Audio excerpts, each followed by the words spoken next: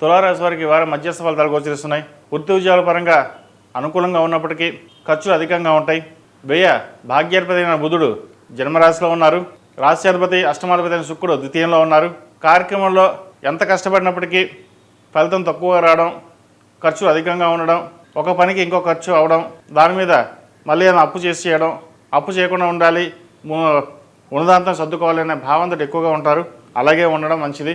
అయితే ఈ వారమే కొంచెం ఇబ్బందికరంగా ఉంటుంది ఫైనాన్స్ పరంగాను. కాబట్టి ఎటువంటి ఇబ్బంది లేకుండా, సంకోచం లేకుండా మీ కార్యక్రమాలను పూర్తి చేసుకోండి. ఉద్యోగంలో మంచి మార్పులు వస్తాయి. వచ్చిన అవకాశాలను ఉపయోగించుకోండి.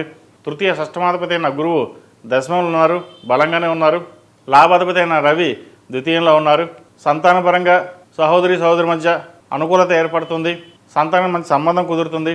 ఎన్ని ఉన్నా సరే మనోధైర్యం సరిపోక మనోవేదన ఎక్కువగా ఉంటుంది. మీకు ఎటు వెళ్తోంది, ఎలా వెళ్తున్నాం, జీవితం ఏంటి, ఎలా ఉంటుంది, కెరియర్ పరంగా ఎలా ఉంటుంది, ఈ జీవితం ఇంతేనా, ఇంకెన్నాళ్ళు ఇలాగ ఉంటుంది అనే భావన ఉంటుంది. అది అందరికీ కాదండి, కొంతమందికే. అయితే కొంతమందికి అంతర్దశలు బట్టి, వాళ్ళ జాతకాన్ని బట్టి, గోచారం బట్టి ఉంటుంది. తులారాశి వారికి మధ్యస్థ ఫలితాలే ఉన్నాయి. ఖర్చులు అధికంగా ఉంటుంది, వాటిని అధిగమించండి. సాధ్యమంతకు తగ్గించడానికి చూడండి. స్పెక్యులేషన్స్కి దూరంగా ఉండడం, అదేవిధంగా షేర్ మార్కెట్కి దూరంగా ఉండడం చెప్పదగినది.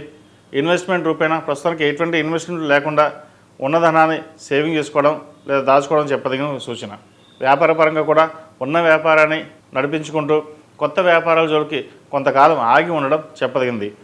ఏదైనా ఇన్వెస్ట్మెంట్ చేయదలుచుకుంటే ఎవరైనా అప్పు తీసుకొచ్చి లేదా ఇన్వెస్ట్మెంట్ పెట్టుకొని తప్పితే కానీ భాగస్వాముల మటుకు చేయకండి. కుటుంబ పరంగా జీవిత భాగస్వామి సలహాలు సూచనలు ఎంతగానో మేలు చేస్తాయి.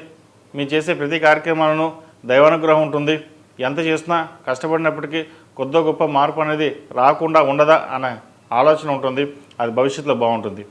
సినీ కళారంగాల వారికి, సాఫ్ట్వేర్ ఇంజనీర్స్కి, రియల్ ఎస్టేట్ రంగంలో ఉన్న వారికి, బ్యూటిషియన్స్, కాస్మెటిక్స్, వైద్య వృత్తులు ఉన్న వారికి కాలం అనుకూలంగా ఉంది. చిన్న చిన్న ఇబ్బందులు తప్ప ఎటువంటి ఇబ్బంది లేని వాతావరణం ఉంటుంది.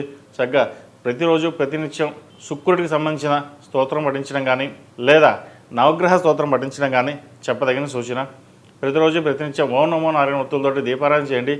గణపతి ఆరాధన ఎక్కువగా చేయండి. గణపతి అష్టోత్తరం కానీ లేదా గణపతి గకారక అష్టోత్తరంతో గరికతో పూజ చేయడం శ్రేష్టం. అది మంచి ఫలితాలు ఉంటాయి.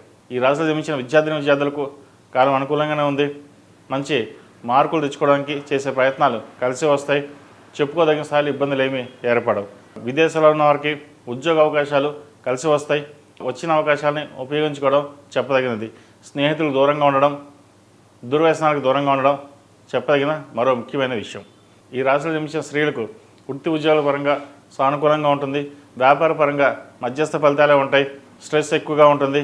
ఆరోగ్యపరంగా కొన్ని జాగ్రత్తలు తీసుకోవాలి. గైనికి సంబంధించిన ఇష్యూస్ ఉండే అవకాశం గోచరిస్తుంది. మెంటల్ టెన్షన్స్ ఎక్కువగా ఉంటుంది. కోపతాపాలకి గురి అవ్వడం ఇటువంటి జరుగుతుంటాయి. ప్రశాంతంగా ఆలోచించి ఏ కార్యక్రమైనా చేయండి, సత్ఫలితాలు ఇస్తాయి. తొందరపడి తీసుకునే నిర్ణయాలు, తొందరపడి చేసే కార్యక్రమాలు ఏదైతే ఉన్నా సరే అవి దుష్ప్రభావాలకు దారితీసే అవకాశం గోచరిస్తోంది. జాగ్రత్తగా ఆలోచించి నిర్ణయాలు తీసుకోండి. ఈ రాశిలో జన్మించిన వారు ప్రతిరోజు ప్రతినిత్యం ఓం నమో నారాయణ వృత్తులతో దీపారాధన చేయండి. అదేవిధంగా దక్షిణామూర్తి స్తోత్రాన్ని పఠించండి. మంచి ఫలితాలు ఉంటాయి. ఈ రాశిలో జన్మించిన వారికి కలిసి వచ్చే సంఖ్య 6, కలిసి వచ్చే రంగు బ్లూ. ఏదైనా పని మీద బయటకు వెళ్ళినప్పుడు గురువారం కానీ మంగళవారం అడగని వెళ్ళండి. మంచి ఫలితాలు సంప్రాప్తిస్తాయి. ఈ పూజా స్టోర్.in పసుపు కుంకుమ నుంచి దేవతా విగ్రహాల దాకా అన్ని రకాల పూజలు, వ్రతాలు, వివాహం, గృహప్రవేశం, హోమాది శుభకార్యాలకు కావలసిన పూజా సామాగ్రి అంతా ఒక్క క్లిక్ తో మీ ఇంటి వద్దకే. నేడే ఆర్డర్ చేయండి మీ ఈ పూజా స్టోర్.in లో. One stop for all puja needs.